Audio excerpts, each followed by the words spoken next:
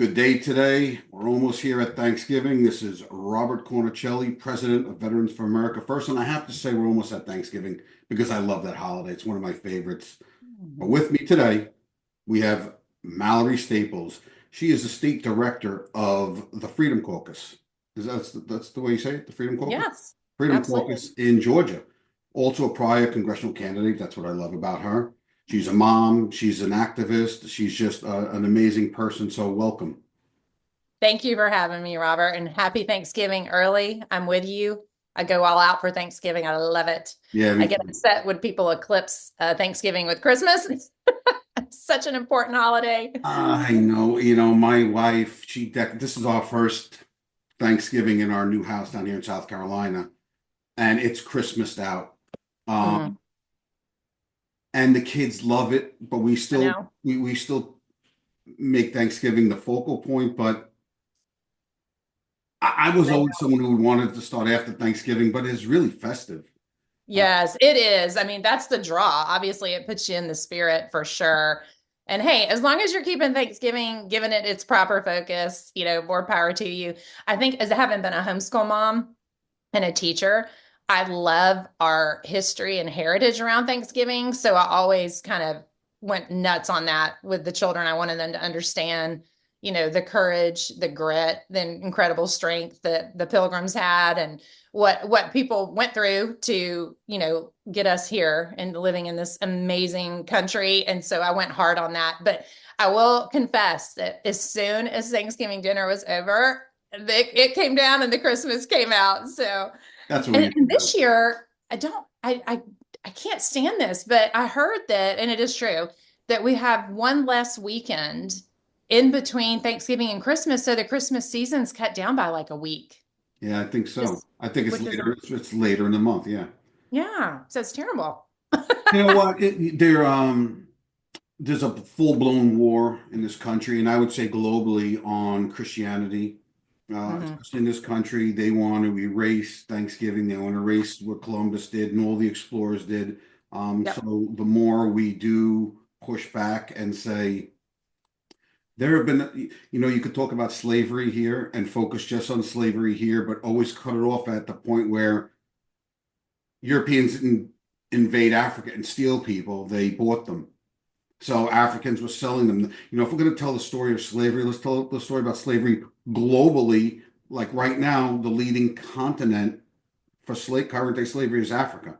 That's right. Yeah. But to translate that back into Christianity and here, the war on Christianity is global. Hmm.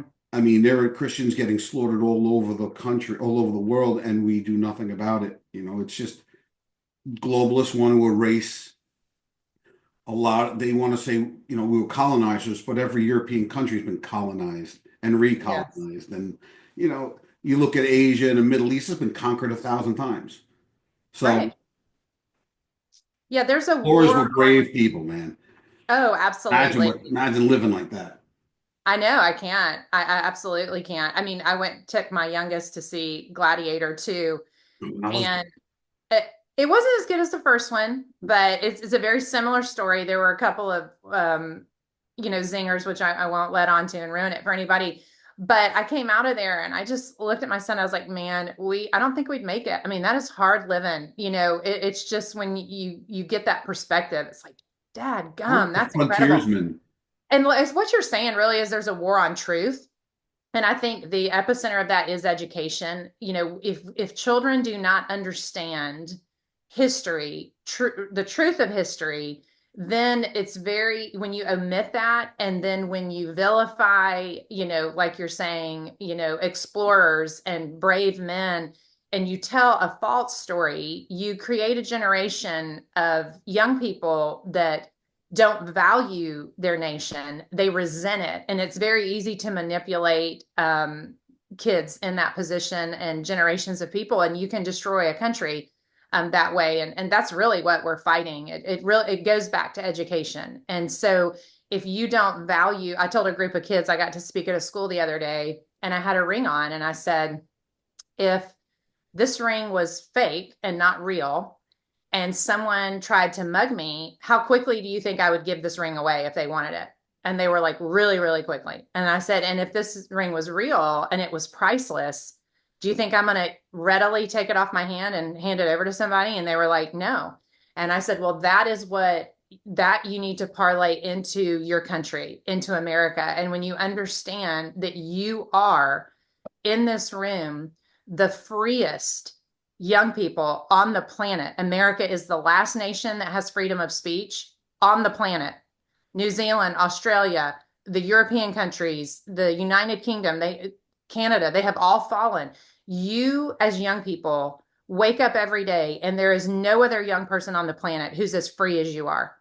And I said, when you understand that and you wake up every day and thank God that you live in this country, then you fight for her. Then you don't let somebody take that from you easily. And that's what we've missed for generations through our Department of Education and, just corruption and cowardice and all the things we're seeing so rampant right now, like you were mentioning before we came on, that you were made aware of when you ran for Congress, up in New York.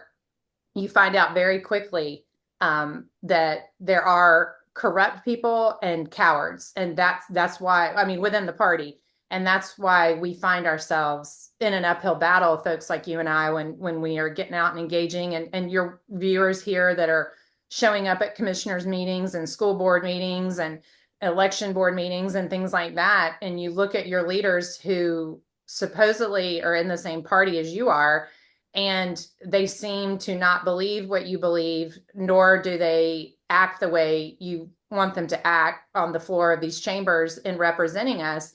And that really is where that comes from. So it's very easy to topple a nation when you do not teach generations who she is and how valuable she is as a nation. So that's what we're looking at right now. Yeah, and it's perfectly said. And the other thing is they teach them not to love their nation, but especially for young white boys, they teach them not to like themselves. They Yeah. teach them that you're inherently racist, especially that's what the CRT was all about. Hmm. But I've been diving into this for a while now. I'd say years. And I look at the WEF, I look at the UN, I look at NATO, I look at the EU, and you've seen how Europe's fallen. But have you noticed over the years, you're probably a little younger than I am, but like the men there in Europe, they're a little more effeminate. Always sitting like this, like they're very effeminate. And I looked at this. You're not going to invade Europe. If the globalists wanted to take over Europe and make it an open society, you're not invading it. You're not invading the United States. How do you weaken a nation? And if you look at and you go back centuries, thousands of years, the wars that went on in Europe, men fighting to the death, like you talk about in Gladiator, right? You're not beating those men in a war. They've been fighting for thousands of years. So how do you weaken them? You weaken what a man thinks they're supposed to be and how they're supposed to act. And they toppled Europe. I mean, you can't even speak in Britain. Mm-mm. But now you look at the massive push for trans in America. You don't hear about that in other countries. You don't hear about that in El Salvador. Why? Because I think the globalists have figured out to weaken America. It's only America, Russia, and China who stand in the way of the globalist total control. Like you think Putin's going to bow down to the head of the UN? No. So if you can weaken men in this country and make women more angry and not look at their men as a protector and a provider, not that a woman can't provide, but raise them to be masculine men, that's how you weaken the country. And that's how you take it down. Well, And and that's Marxism, is you create the societal wars, and it's a color revolution, they call it. So you pit race against race. They do it economically. You pit the rich against the poor, and then you go on to the sexual component, which is you pit parents and children against each other, which we're seeing in the deconstruction of the nuclear family. You pit men and women against each other. You emasculate men. You attack that truth. Again, there's a war on truth of what it means to be a man, what men are supposed to do, those roles that the sexes have, the the natural order, as they call it, of roles of men and women. You attack that and pervert it. You make it normal. You normalize things like pedophilia. You normalize sexual perversions, and you create a mental health crisis. And once a child or anyone is taxed mentally, and you've caused them to question, like you were just saying, who they are, how they were born, their existence, their purpose, their role. Once you've messed with that, it is very easy to topple them and to control them and manipulate them. And so that's why we're seeing a mental health crisis like never before, and ever so quickly. 5 years ago, to hear the Speaker of the House stand up and say a man is a man and a woman is a woman, if you sent that clip back in time 10 years ago to a diverse American group of Americans, they'd be like, what is this? What are you talking? This doesn't, there's no context for it. It wouldn't even make sense. They wouldn't even understand the video. And so that's how quickly, this has all happened. But it is the playbook. It is the Marxist playbook. They've done it in countries, across the planet. And unfortunately for the United States, we have leaders of a lot of our agencies who subscribe to this type of ideology, that are totally radical, and that unfortunately in both our military and all of our agencies subscribe, and our seats of government to that. They are truly Marxist. I mean, when you run against a candidate like I did, who is a legitimate card carrier, or I was going to, we redistricted, but I was excited to run against her, the Democrat card carrying member of the American Socialist, Party. It's like, how can you have a seat in Congress in the United States, which is a republic, when you are a member of a different type of government? You don't even agree with this type of government.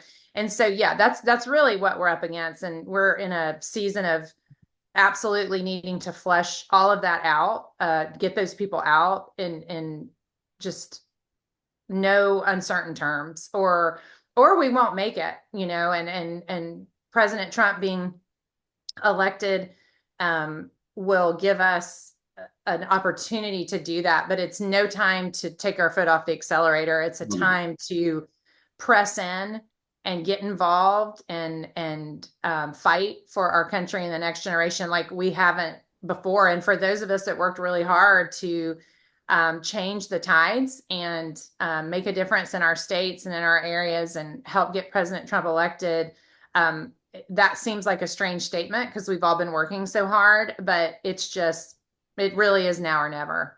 It's go time. I always use this football analogy. Two things I wanted to talk to you about. Saul Alinsky's 8 levels of control, which I'm sure as a teacher you know. Mm-hmm. And I always use this football analogy. We've been on defense for so many years now,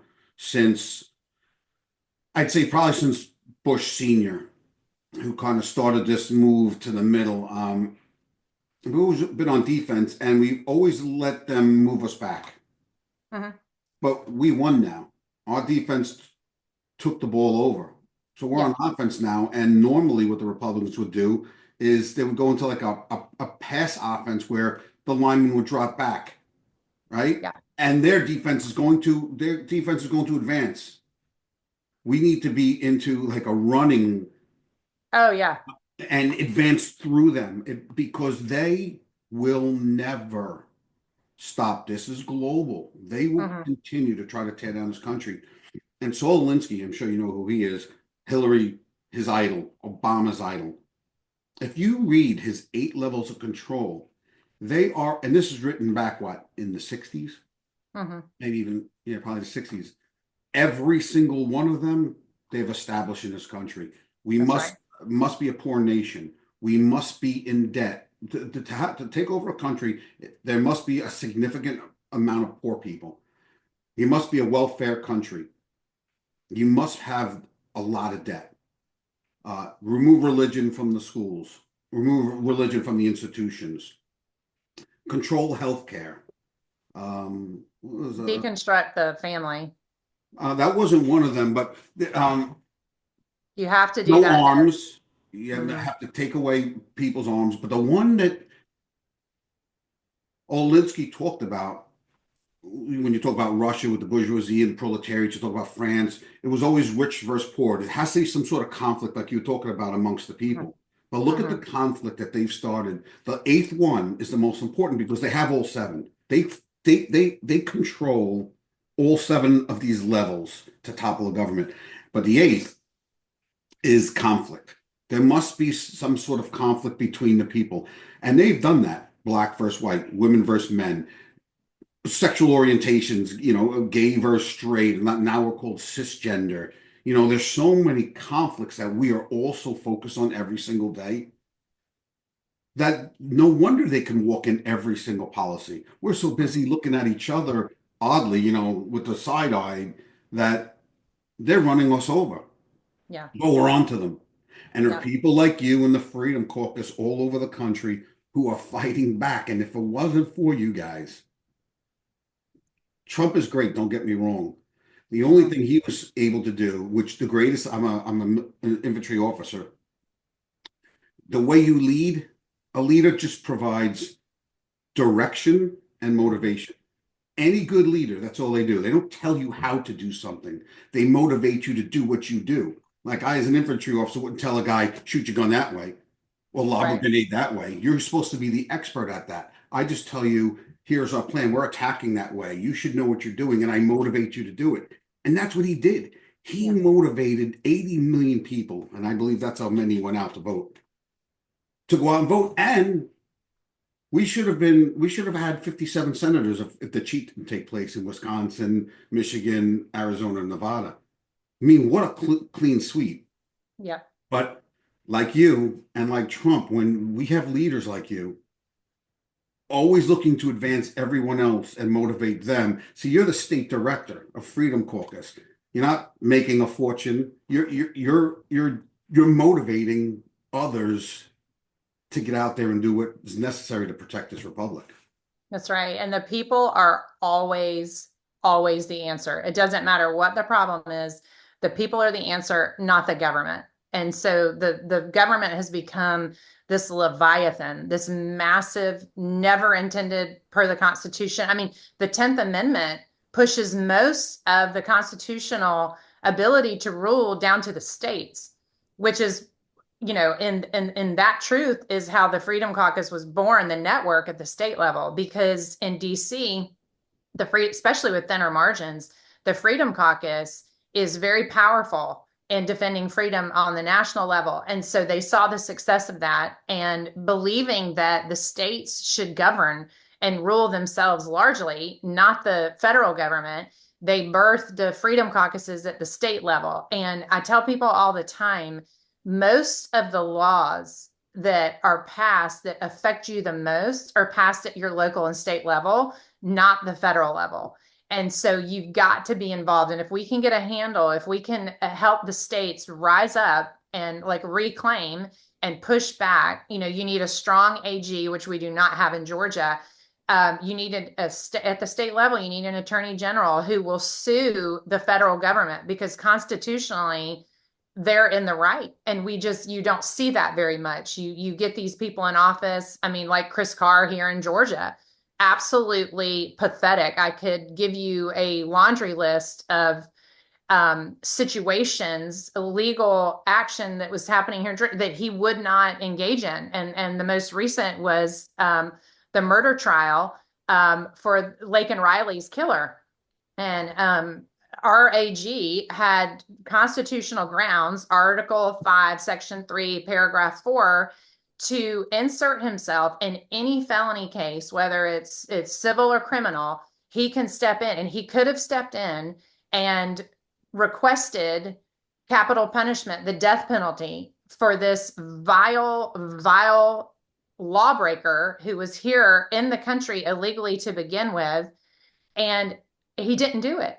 He didn't do it. He didn't step in with Fonnie Will. He didn't step in with election integrity. He just so if when the states are weak, and the leadership there, the representation is weak, the House, the Senate, then the federal government can run amok. When those entities have strong conservative leadership that actually value freedom, then the government, the federal government, can't get away with all that. And so it is vital. It is absolutely vital. Glenn Beck, who I love, he made an awesome video for the Freedom Caucus and just said, when I look at government and politics in the United States of America, I have one hope, and it is the Freedom Caucus. Because and that's why you're seeing the fight for the federal House and Senate, without those governing bodies having conservatives there, President Trump, we saw it in his first term, he will be hamstringed. It will be hard for him to do anything. He has to have a conservative House and Senate to get his policies through. And that happens at the state level. And so the state level is kind of the farm team for the federal Freedom Caucus, is we find great, strong conservative leaders, and you guys have them in abundance in South Carolina. Like South Carolina and Pennsylvania are kind of the envy of the rest of the network for Freedom Caucuses. You just have phenomenal leadership, and they get it done and they push back. We have to have disruptors. We have to have people that stand up, like the Thomas Masseys at the federal level, who just blocked that, $5 billion forgiveness to the Ukraine that Biden was trying to do for all of our money and our wealth that they've sent over there. He stood up and blocked that. And you have to have those disruptors who say, I don't care what you do to me. I don't care what you take from me. I don't care the punishment of leadership. And it's usually the Republican leadership. I'm going to stand my ground. I'm going to represent the people that voted to send me here. And you can't hurt me, because I'm not here to be friends with you. I'm not here to get along well with you. I'm here to vote correctly and carry the will of the people that elected me to the floor of the House or the Senate, or, whatever chamber they're in. And we just are severely lacking of that, in particular here in Georgia. And the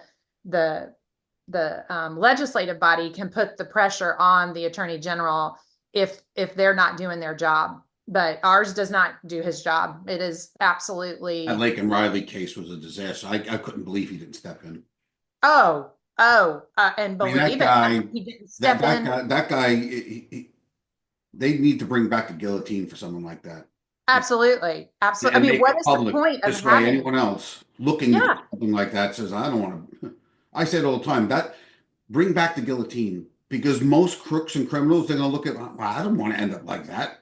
That's right. And that guy was vicious, and it should be like the Old Testament, an eye for an eye. If you do this to someone, it should be done back to you. Forget lifetime prison sentence. Yes, he's better in prison than he is down in Guatemala. Yes.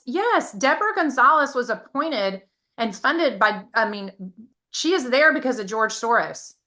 And the people have gotten smart, elected. This was her last case. They have replaced her. She is absolutely radical. Chris Carr knows that. He knows that. And he did not step in. That is, married. Oh yeah. And he just announced he's running for governor. That can't happen. That can't happen. Murder rates doubled in Athens, Clarke County under Deborah Gonzalez. And Chris Carr did not step in to say, we've got a problem. He didn't step in on sanctuary city laws, the sanctuary cities here in Georgia. He hasn't done anything about that. He hasn't done anything about all the election integrity evidence that was, since 2020, delivered to his office. Nothing. He hasn't stepped in with Fani Willis, unconstitutionally prosecuting 18 innocent people here in Georgia, one of whom is President-elect Trump. Nothing. He didn't step in. His legacy is not stepping in, yet he calls himself a Republican. This is unacceptable. And to do that, it makes you really question the system for him to have that track record, and then he decides to run for governor.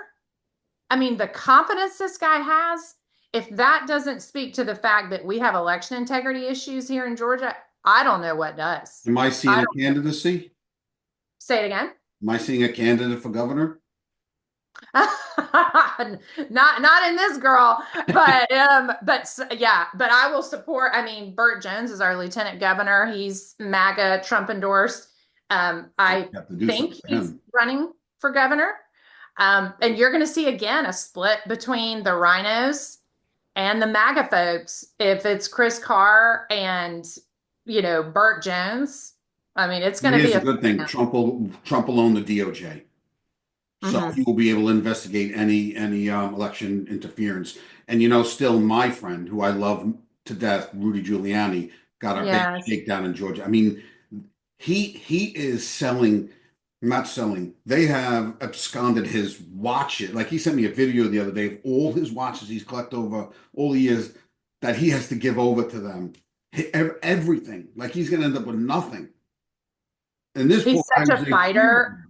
He's such a fighter. That whole thing simultaneously breaks my heart and makes me feel rageful. Like at the same time, my sense of justice cannot handle what they have done to him and others. I mean, true patriots. I mean, Peter Navarro, Steve Bannon. I mean, the list is long. And yes, I do hope President Trump will make that right That's in why I his. wanted Matt Gaetz in there. I mean, I know. he I would have know. he would have sent investigators down to Georgia and uncovered everything about that video of those two ladies. That's what we need. That's But exactly what we need. you were I don't talking know if about. Pam Bondi will do it. I'm not, I don't know. I don't know. I'm a little nervous. But we will see. I Yeah. mean, we will see. The Oh, people need to demand it. I mean, again, it goes back to civic duty. And that's much of what I do is, we're in session January, February, and March. State legislatures normally serve in a part-time capacity. And so the other 9 months out of the year, I travel around the state and I speak to the grassroots and really educate them and equip them to hold their elected officials accountable. I mean, that is the job, of the director. And that's what I do. And the more when people know, when they understand what is being done, with their tax dollars without their permission, and that these conservatives are the ones carrying all these absolutely abhorrent Gavin Newsom style bills. It's the Republicans. They show up. They'll show up at Senate hearing committees and House hearing committees, and they'll call their House rep and their senator and the governor and the attorney general, and they will absolutely do the footwork. And that's what it takes, because all these rhinos really care about, in my opinion, through experience and watching and meeting and being involved, is getting elected again. They love the power and the position. So if you put the proper amount of pressure on them, the citizens can get them to vote properly because they just want to get put back in office. So that's the job. That's the we job. have Lindsey Graham. I know. Oh gosh. I think what Trump needs to do. See, I was on a board of education back on Long Island for years, and all I remember saying is we had. I remember the superintendent saying is state aid, state aid, state aid, federal aid, and that's how the federal government gets its claws into schools and whatnot. Is here, use this, and we'll give you the state aid, and if you stop using it, you don't get that state aid, but you're already budgeted for the following year, thinking I'm getting 3 million in state aid, so. But I pray that Trump's he put Christy Nolan as DHS. I mean his nominees have just been phenomenal. I feel like every one of them are going to carry out his direction and his vision. Yeah, Um, that's the prayer. That is the prayer. it has to. It has Mm-hmm. to be, Mm-hmm. or else we're done. There'll be two Yeah. nations here. People won't stand for another 4 years of what we went through. No, and it's going to take every single day of those 4 years to get us out of the mess we're in, financially. I mean, the debt we have, the gross waste of government, the tentacled corruption that is everywhere and 20 layers deep. I mean, on every front, whether it's military, education, the border, Ugh. energy. I mean, we've We're a international mess. We are a relations. mess. There's so much work to be done, and the people are going to have to watch and not settle.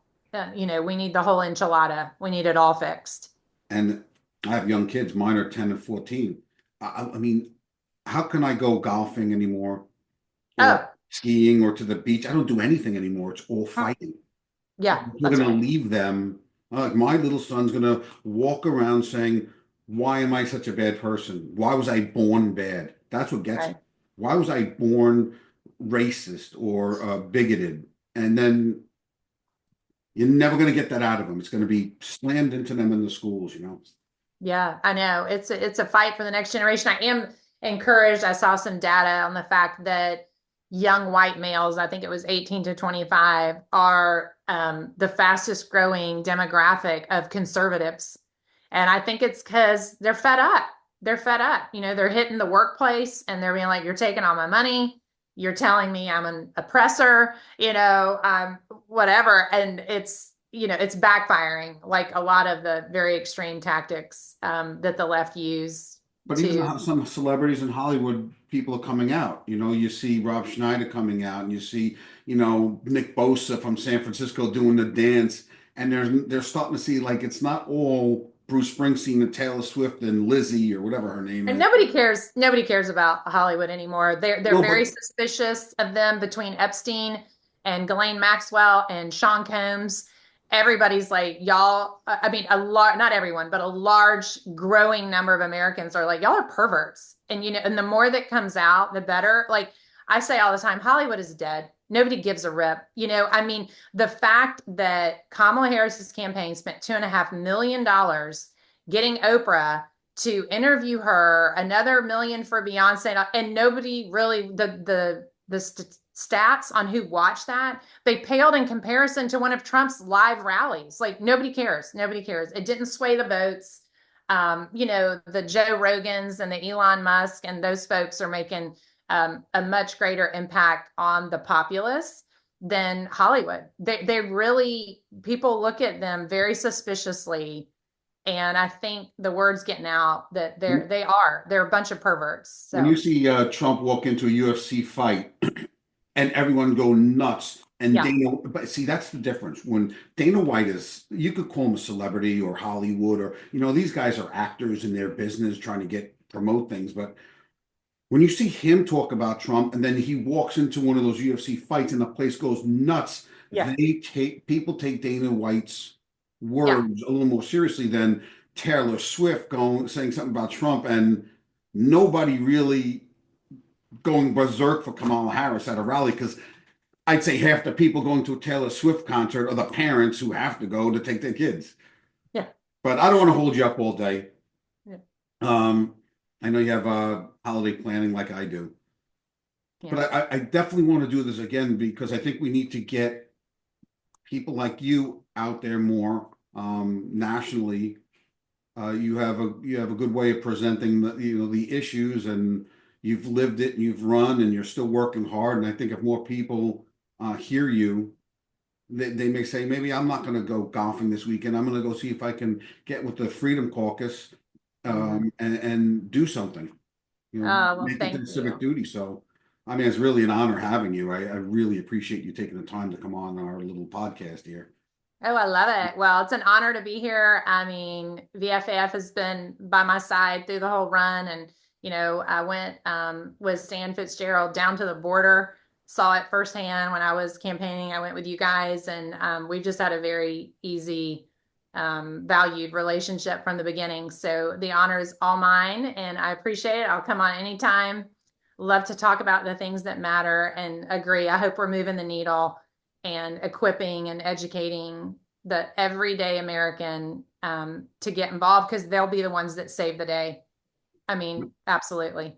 So we have JD Vance coming up, who, hopefully is the next Trump, and we have to look for people like them to follow JD Vance. We must constantly look for those people to step up when it's their time. But the same with people like you, we got to continue. We have to continue to look for the new Mallorys. So Mhm. when you finally say, I'm done, I've done my time, we have these people to pass us off to. Because if we don't That's do right. that, all the great we're doing right now is gone because they're not That's right. left won't stop. Well, it's like the discipleship model is really what you're articulating in that last I clip. like that. And it Disciple. is every great leader should be looking for five behind them to come and to be training them and sharing with them and empowering them to come behind them. I mean, that is the model that works. Yeah. You know, it's not just in ministry, but in government and anything that In that the works. military, we do it Yes, that's right. because if I get shot, if I'm a platoon leader, someone's got to take that and someone's got to continue the mission. They're going to step right over you and keep going. That's right. That's right. That's how we make America great again, is the Yep. discipleship model. I So like that. I like that. absolutely. I'm going to use that. Well, thank Yeah. you again, Mallory. Thank you. I love being with y'all. Have a happy Thanksgiving to Happy everyone, and Thanksgiving to we'll you too. talk again soon. Okay. Bye bye. Bye.